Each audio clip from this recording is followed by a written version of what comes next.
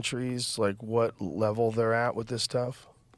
Yeah, so China. So I would say good news, bad news. Good news, bad news is this is almost entirely a U.S.-China thing internationally. The UK had quite a bit of this stuff with this thing called DeepMind, which was a unit of Google that actually originally got Elon concerned. But DeepMind is being merged into the mothership at Google, and so it's sort of getting drained away from the UK, and it's going to become more Californian. And then there's smatterings of people in other countries, other Western, other European countries. They're experts at various universities, but not that many. Most of it is in the U.S. Most of it's in California, in the West, and then there's China. So good news, there aren't 20 other countries that have this, but there are two, and they happen to be the two big ones.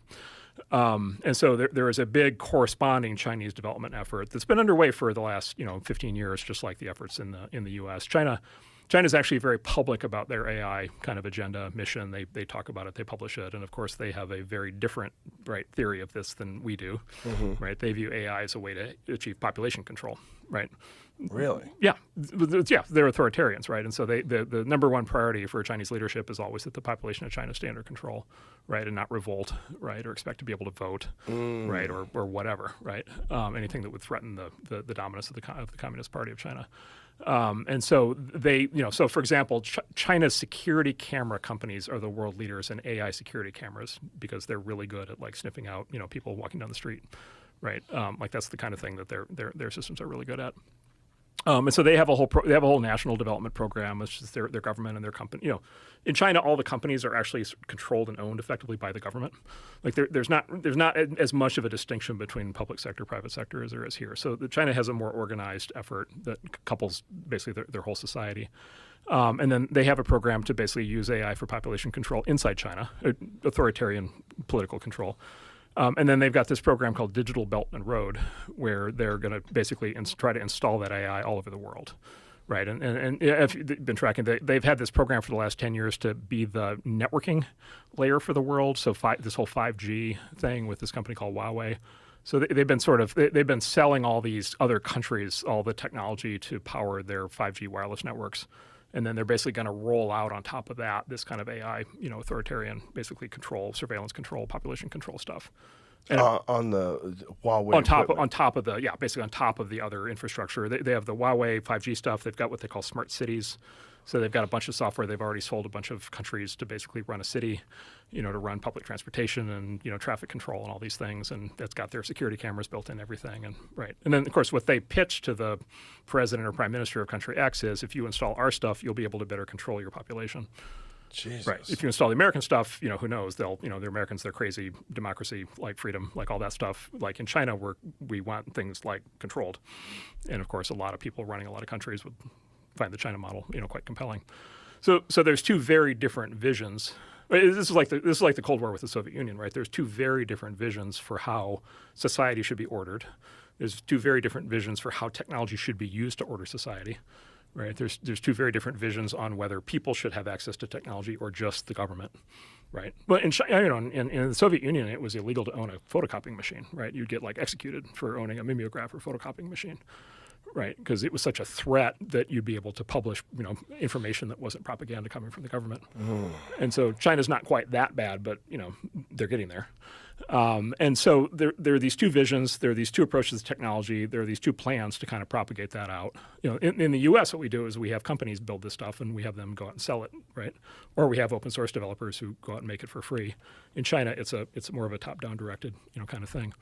And so that's the thing is like once you start thinking in those terms, you realize that actually all these debates happen in the U.S. are interesting and maybe important, but there's this other much bigger, I would argue more important thing that's happening, which is what kind of world do we think we're living in 50 years from now? And do we think that the sort of American Western ethos of freedom and democracy is the one that technology supports, or do we think it's going to be a totalitarian approach? Either way, I see a scenario in 50 years that's unrecognizable. It's possible. Yeah. Well, I was just to say, I'll declare I don't want to live in the Chinese one, right? Like I think that's a bad idea. Like that seems inescapable. In the Chinese, it's the Chinese one. It's like look, there are no rights. I mean, the whole concept of like rights is a very Western thing, right? And so the idea that you're like walking down the street and you have the right to stop and talk to whoever you want or say whatever you want is like not it's not the majority view of a lot of people around the world, especially people in power. Even in the U.S., we struggle with it, right? And so the real battle for AI is whether or not that gets enhanced, or whether or not we develop a system in America that actually can counter that. Yeah, and then also whether we as individuals will have access to this power that we can use ourselves. So you know, the movie or the novel became a movie, but the 1984, right? Mm-hmm. That's just sort of the Orwell totalitarian kind of thing that people use as a metaphor. So the technology in the novel 1984 was what Orwell called the telescreen, and basically television. And basically the idea was television with a camera in it, and the idea was every room you had to have a telescreen in every room in your house, and it was broadcasting propaganda 24/7, and then it was able to watch you. Right, and that was the method of state control in 1984. There's this guy who rewrote 1984 in a book called Orwell's Revenge. And in that book, what he did is he said, okay, we're going to use that same setup, but the telescreen, instead of being a one-way system, is going to be a two-way system, right? So the telescreen is going to be able to broadcast propaganda and watch the citizens, but also it's going to be able to, people can actually put out whatever message they want, right? Free speech to be able to say whatever they want, and you're going to be able to watch the government. It's going to have cameras pointed at the government, right? And then he rewrites the whole plot of 1984, and of course the point there is, right, if you equalize, if both the people and the state have the power of this technology at their fingertips, at the very least now there's a chance to have some sort of like actual rational productive relationship where there are still human freedoms, and maybe people actually end up with more power than the government, and they can keep the government from becoming totalitarian.